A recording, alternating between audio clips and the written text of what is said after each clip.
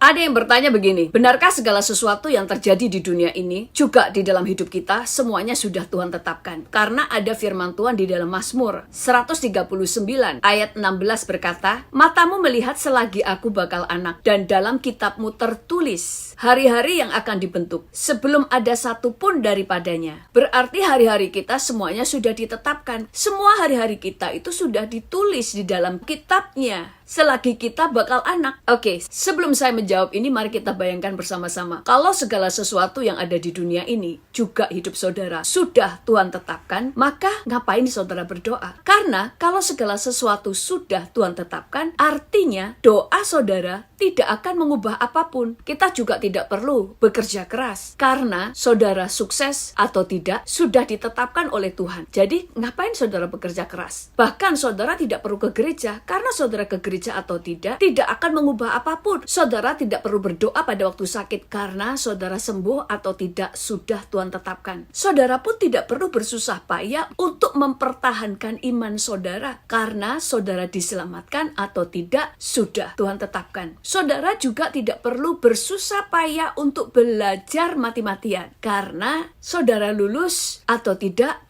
bergantung pada saudara belajar atau tidak karena semuanya sudah Tuhan tetapkan. Saudara juga tidak perlu menjaga kesehatan karena saudara sehat atau tidak sudah Tuhan tetapkan. Saudara tidak perlu berdoa untuk orang sakit karena orang itu sembuh atau tidak sudah Tuhan tetapkan. Dan kalau saudara melihat ada bencana alam, jangan saudara berdoa karena doa saudara tidak akan menghentikan bencana karena segala sesuatu sudah Tuhan tetapkan. Saudara pun tidak perlu sibuk mencari jodoh. Misalnya, saudara tidak perlu sibuk berdandan. Saudara juga tidak perlu membangun kepribadian yang menarik untuk menarik lawan jenis saudara. Bahkan saudara pun tidak perlu banyak bergaul, tidak masalah karena saudara dapat jodoh atau tidak, saudara mendapatkan jodoh modelnya yang seperti apa, semua sudah Tuhan tetapkan. Jadi tidak perlu saudara mencari bibit, bebet, dan bobot karena sekali lagi semua sudah Tuhan tetapkan.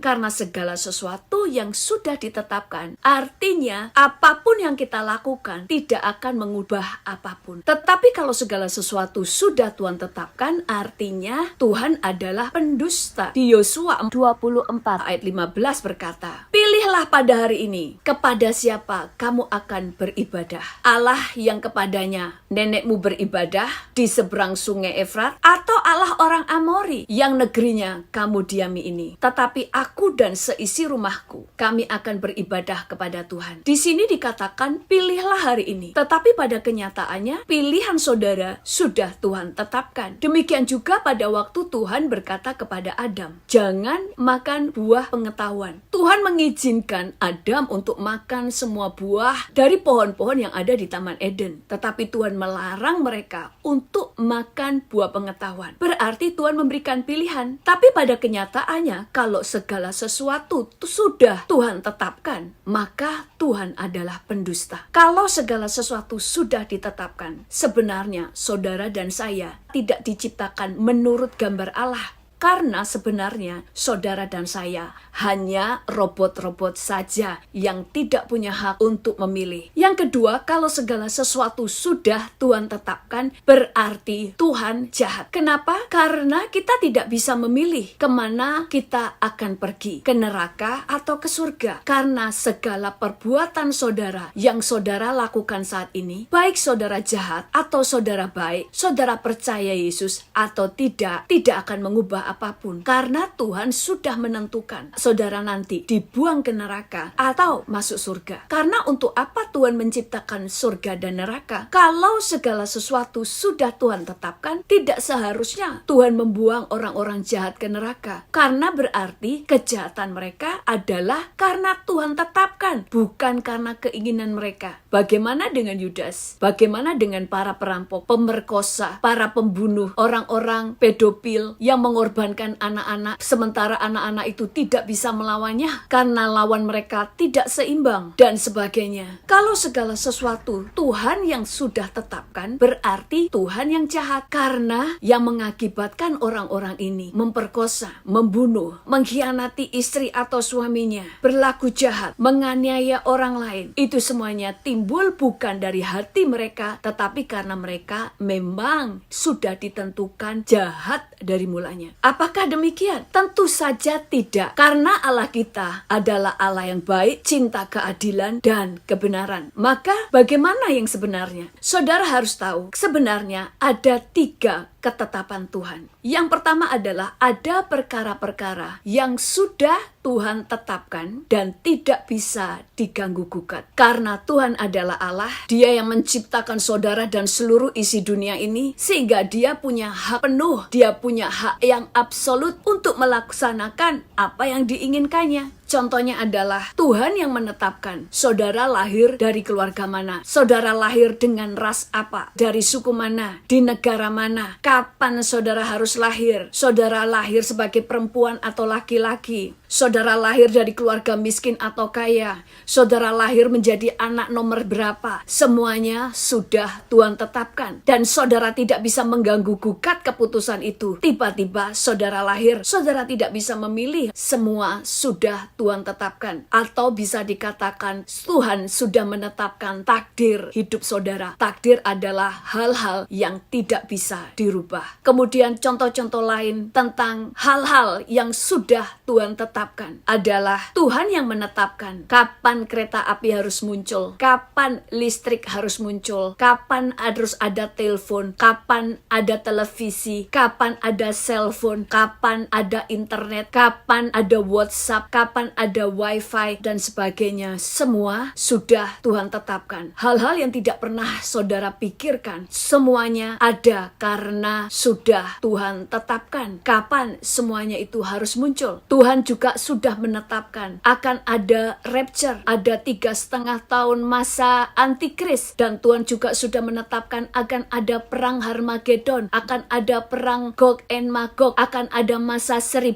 tahun damai, ada surga dan neraka dan sebagainya. Hal-hal ini adalah ketetapan Tuhan yang tidak bisa diganggu gugat, sehingga saudara tidak perlu mendoakannya. Saudara tidak bisa berdoa supaya tidak ada neraka. Saudara juga tidak bisa berdoa supaya tidak akan ada masa antikris dan sebagainya. Saudara tidak bisa mendoakan karena segala sesuatu yang Tuhan sudah tetapkan tidak bisa dirubah. Jadi untuk hal-hal yang sudah Tuhan tetapkan, saudara tidak perlu susah payah untuk mendoakannya karena sudah menjadi ketetapan. Yang kedua adalah ada ketetapan-ketetapan Tuhan yang bisa dirubah atau bisa dinegosiasi. Contohnya adalah Sodom dan Gomora. Tuhan sudah tetapkan Sodom dan Gomora harus dihukum. Tetapi ada yang bisa mengubah keputusan Tuhan, yaitu doa. Sehingga pada waktu itu Abraham mulai bernegosiasi kepada Tuhan. Dia berkata, kalau ada 50 orang benar di Sodom dan Gomora, apakah Tuhan akan musnahkan? Tuhan katakan tidak. Dan terus negosiasi tawar-menawar sampai Abraham berhenti di angka 10. Dan Tuhan menyetujuinya. Sayangnya ternyata tidak ada 10 orang benar di Sodom, sehingga akhirnya Tuhan memusnahkan Sodom. Kalau pada waktu itu Abraham menawar sampai angka ke-5, misalnya Abraham berkata, kalau ada 5 saja orang benar di Sodom, apakah Tuhan akan menghukumnya? Saya percaya Tuhan pasti berkata tidak. Kenapa? Karena Tuhan lebih suka mengampuni daripada menghukum, dan Tuhan lebih suka memulihkan. Tetapi saat itu negosiasi Abraham berhenti di angka 10. Contoh yang kedua adalah pada waktu terjadi di Niniwe. Tuhan sudah memutuskan Tuhan akan menghukum Niniwe. Tuhan akan menghancurkan Niniwe. Tetapi sekali lagi Tuhan memberi kesempatan untuk negosiasi. Yaitu Tuhan berkata keputusannya bisa dirubah kalau orang-orang Niniwe merendahkan diri dan bertobat. Dan saat itu mereka bertobat. Sehingga keputusan Tuhan dirubah. Tuhan tidak menghancurkan Niniwe, tetapi mengampuni dan memulihkan mereka. Demikian juga yang terjadi pada Raja Hizkia. Tuhan sudah menetapkan bahwa dia akan mati. Tetapi Raja Hizkia merendahkan dirinya, meminta belas kasihan Tuhan supaya umurnya diperpanjang. Dan apa yang terjadi? Tuhan mengubah keputusannya. Sehingga Tuhan menambahkan 15 tahun lagi umur Hizkia. Suatu hari yang terjadi pada bangsa Israel dan Musa. Di dalam kitab Keluaran 32 ayat 9 sampai 14 yang menceritakan bagaimana bangsa Israel tegar tengkuk sehingga Tuhan murka dan ingin memusnahkan semua orang Israel. Dan Tuhan berkata, Tuhan akan membuat bangsa yang baru, yaitu dari keturunan Musa. Tetapi apa yang terjadi? Musa bernegosiasi kepada Tuhan supaya Tuhan mengingat janjinya terhadap Abraham, Ishak dan Yakub. Dan kemudian ayat 14 berkata, dan menyesalah Tuhan karena malapetaka yang dirancangnya atas umatnya. Seringkali Tuhan memutuskan sesuatu, tetapi bisa diubah. Ada kesaksian seorang ibu, dia sudah janda dan memiliki anak laki-laki satu-satunya. Suatu saat anaknya itu sakit keras dan dokter memvonis bahwa dia pasti mati. Ibu ini kemudian berdoa kepada Tuhan supaya anaknya sembuh. Tetapi Tuhan katakan bahwa dia akan mati. Ibu ini berdoa puasa dan menangis dan berkata, Tuhan, aku ini janda, tidak punya suami. Sekarang anakku satu-satunya kamu akan ambil. Aku perlu dia. Aku sangat membutuhkan seorang anak. Saya tidak siap kehilangan dia. Dan apa yang terjadi? Tuhan berkata, Tuhan menjawab doanya. Sehingga anaknya sembuh total. Dan Tuhan memberikan dia kesempatan untuk hidup kembali. Karena keputusan Tuhan bisa dirubah. Untuk keputusan-keputusan Tuhan yang bisa dirubah, kita bisa berdoa. Itu sebabnya firman Tuhan berkata, ketok dan ketoklah, maka pintu akan dibukakan. Minta dan mintalah, maka akan diberikan kepadamu. Cari dan carilah, maka engkau akan menemukan. Oleh karena doa orang percaya, karena saudara dan saya adalah anak-anaknya. Kalau Tuhan katakan kita adalah anak, kita adalah mempelai, kita adalah sahabat. Berarti kita punya hak untuk menyampaikan pendapat kita kepada Tuhan lewat doa kita. Jadi ada ketetapan-ketetapan Tuhan yang bisa diubah karena doa orang percaya. Yang ketiga adalah Tuhan baru menetapkan sesuatu setelah saudara dan saya memilih. Kenapa? Karena saudara diberi hak untuk memilih. Saudara punya hak memilih pakaian apa yang saudara harus pakai hari ini. Kalau segala sesuatu sudah Tuhan tetapkan, bayangkan ada orang-orang yang berpakaian dengan tidak sopan. Mereka berpakaian dengan sangat seronok. Ada laki-laki berpakaian seperti perempuan. Ada laki-laki yang berjenggot tetapi memakai lipstik, memakai jas pria, tetapi bawahnya dia memakai rok wanita dan sepatu hak tinggi. Apakah itu Tuhan yang sudah tetapkan? Tidak, karena kita semuanya bisa memilih. Nah, contohnya seperti apa? Ketetapan-ketetapan Tuhan yang baru Tuhan putuskan setelah kita memilih. Saudara, tidak semua jodoh itu datang dari Tuhan. Kalau semua jodoh sudah Tuhan tetapkan, maka tidak akan ada perceraian, tidak ada KDRT, karena tidak mungkin Tuhan menjodohkan saudara dengan seseorang yang suka menganiaya saudara. Tetapi saudara punya hak untuk memilih pasangan saudara. Tidak semua pasangan Tuhan tetapkan, tetapi saudaralah yang memilih. Seringkali Tuhan menawarkan siapa yang akan menjadi jodoh saudara, tetapi tetap saudara punya pilihan untuk menolaknya.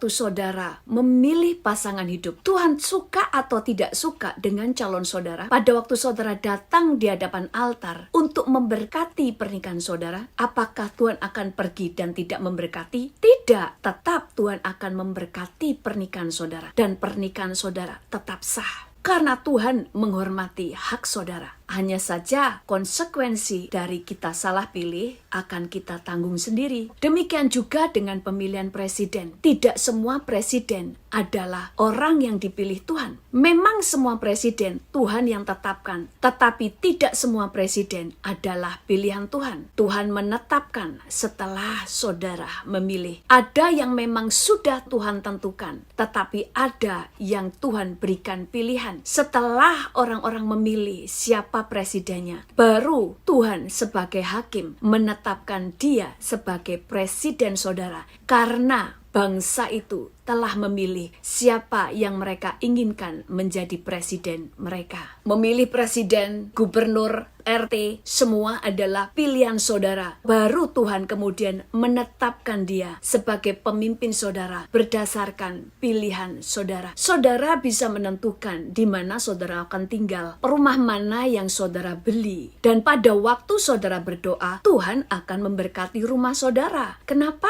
Saudara punya hak untuk memilih. Saudara bisa memilih dengan siapa saudara berteman. Saudara bisa memilih pakaian apa yang saudara harus pakai. Dengan siapa saudara menikah, di gereja mana saudara mau bergereja. Kecuali saudara tanya kepada Tuhan, baru Tuhan akan menyatakan kehendaknya. Selebihnya adalah saudara yang bisa memutuskan. Saudara selingkuh atau setia adalah pilihan. Saudara mau hidup single selama-lamanya atau menikah juga pilihan. Saudara mau hidup benar atau jahat. Saudara mau hidup dipimpin Roh Kudus atau tidak adalah pilihan. Kalau saudara meminta Roh Kudus untuk menuntun saudara, maka Roh Kudus akan menuntun saudara. Kalau saudara mau jodoh saudara ditentukan oleh Tuhan, baru Tuhan akan menentukan jodoh saudara. Tetapi kalau saudara ingin memilih sendiri, Tuhan juga akan menyetujuinya. Tuhan bisa berlaku seperti Bapa, kekasih, Tuhan, Raja, sebagai guru, sebagai hakim, atau bahkan Tuhan datang sebagai komandan. Semuanya tergantung bagaimana cara saudara menghadap Tuhan. Pada waktu Yakub bertemu dengan malaikat Tuhan, dia bergulat dengan malaikat Tuhan. Pada waktu malaikat mau pergi, dia menahan malaikat itu. Dan dia berkata, aku tidak akan melepaskan engkau